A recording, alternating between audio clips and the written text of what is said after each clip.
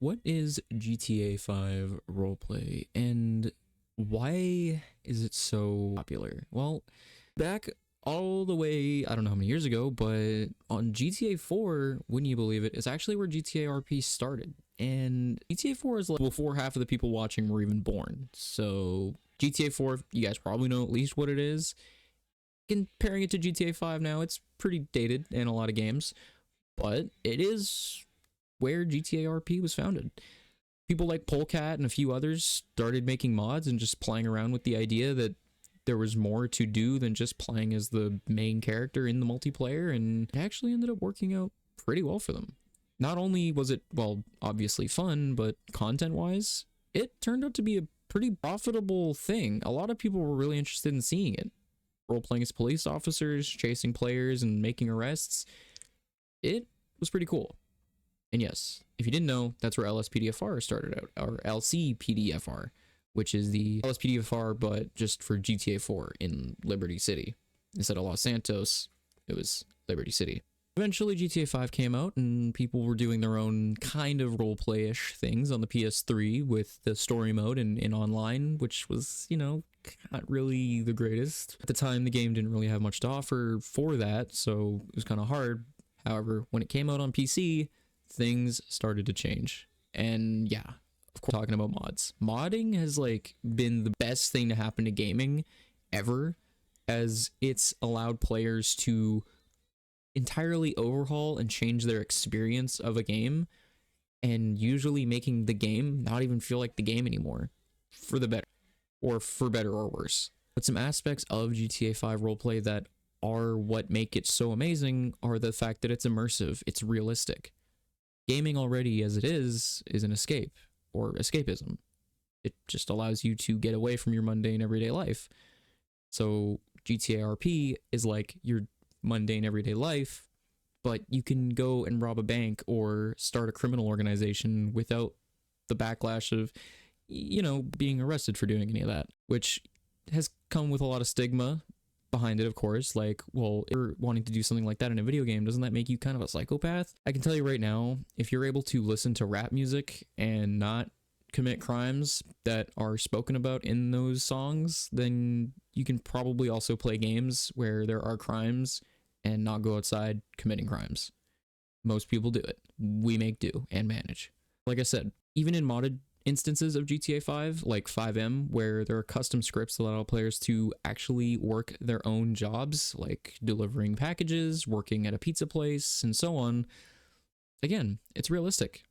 Who doesn't like that? Most people do truly appreciate the realism and little details in games more and more every day, and that's why it's so popular. Now, for GTA RP to fully experience this, at least modded, you're going to need a pretty decent setup. And if it's going to be on PC, you're going to need something that's got a pretty okay amount of specs. Now, by specs, I don't just mean it has a graphics card and RAM, but you're going to need at least minimum, I'd say, like a 2030 with like 16 gigs of RAM, maybe even an i7 processor, something along those lines, and a good hard drive. Beyond that, it's not really crazy. I mean, people always just argue, well, why are you on console? Just get a PC. And the other argument to that is, do you think I have the money to afford that? Being completely realistic, a PC that can run most modern games really only costs a little over, if not just $1,000 in most places. And when you really think about it, a brand new PS5 is like $800 anyway, which converts over. So it's just a couple extra $100, being completely realistic. So if you're the one saving for it, waiting to save up a couple extra $100 could be totally worth it. However, console is also a very viable option for GTA 5 RP. And a lot of you guys are probably thinking, okay, well, no. You're telling me that RP, this thing that was founded through modding, is on console? Wouldn't it be horrible and not very fun without scripts and mods? A few years ago, I'd say yes, definitely. But now it's not the same. In the last year, Rockstar's added nothing but realistic updates to GTA 5. Seriously, we've got a plethora of actual cop cars with police work actually integrated into the game now, just like LSPDFR, as well as more and more realistic jobs. Finally, they added the ability to work at the cab company and bring cab fares around and drop them off for cash. You can work at a pizza place, delivering pizzas, and so on and so forth. Even just running your nightclub, being a realistic business in game with a bunch more. If you really think about it, GTA 5 is like the pro play game in regular online. The only issue is, like, of course, naturally, there isn't any proximity chat, which there's an easy workaround for that, but it would be nice if it was just native. However, if you know a good server, not mentioning any, but mine, link in the description, Horizon Roleplay, nearly 20,000 members, we've got that covered. And by covered, I mean a fully integrated Twitter that actually simulates Twitter. You can create your own account, post tweets, photos, interactions, civilian work, a banking system, fine payments, drug selling, drug crafting, weapon crafting. You can craft other items. You can buy cell phones, start your own businesses, gangs. Gangs can have their own territory. There's proximity chats, custom stores like ammunition, convenience stores, restaurants, clothing, phone stores, dealerships, U-Tool, a black market dealer that can sell you illegal items such as weapon blueprints, meth tables, painkillers, seeds to grow different drugs, an airport to even buy planes. We also have a house robbery feature where you can find actual items to loot that you can sell for a profit, a looting system where you can loot trash bins just like 5M, hunting, and a whole lot more, as well as bank robberies, of course. That's the tip of the iceberg, though. And if you guys were wondering if, well, wait a minute, I don't want to spend $1,000 on a computer. I already have a PS5, or I already have an Xbox or a PS4. Well, join Horizon. There's a link in the description. Like I said, nearly 20,000 members. It's active every single day with full sessions. We even have a new creator program. So if you're looking to get into becoming a GTA RP content creator or a streamer, we got you covered, and we're going to have you set up really freaking well. Seriously.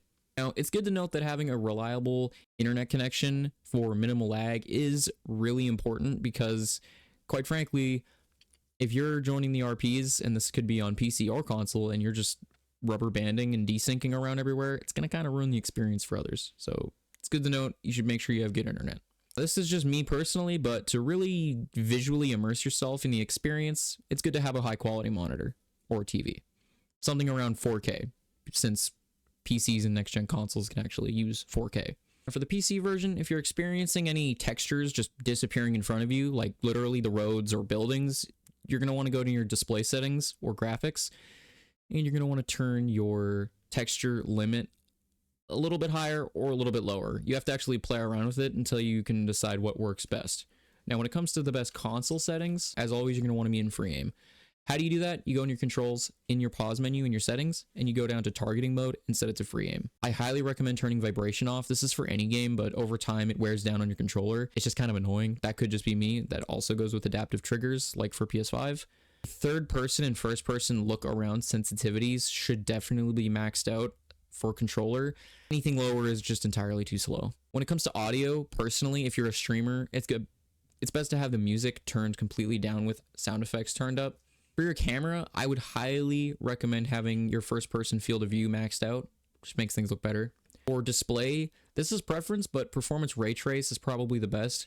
Keep your radar always off at all times, and make sure you have your motion blur turned off and screen kill effects turned off as well. It makes it more realistic. And for controls, something that's really important that just makes everything a lot better, well, for your actual first-person control type, I highly recommend setting it to standard FPS. It makes the moving around more kind of like Call of Duty.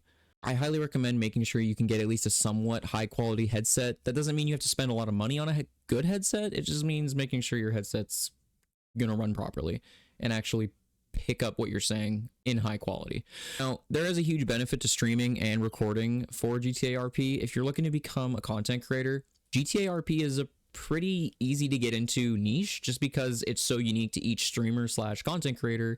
Everything you're doing is going to be so vastly different than what someone else is doing. That's the great thing about it, because the character you're playing as and the way you play that character is going to be vastly different than other people. In conclusion, that's going to be pretty much it. I mean, like I said, GTA RP is very popular and you can do it on console or PC. It's good to definitely play around with your settings to make sure you know what feels right for you. But what do you guys think? Let me know in the comments. Do you guys think GTA RP is still popular, or do you think it's falling off? Do you guys really enjoy GTA 5 roleplay, or do you think it's stupid? Whatever your opinions are, let me know in the comments and we can discuss further. that's gonna be it for the video. I'll see y'all later. Have an awesome day, and peace out.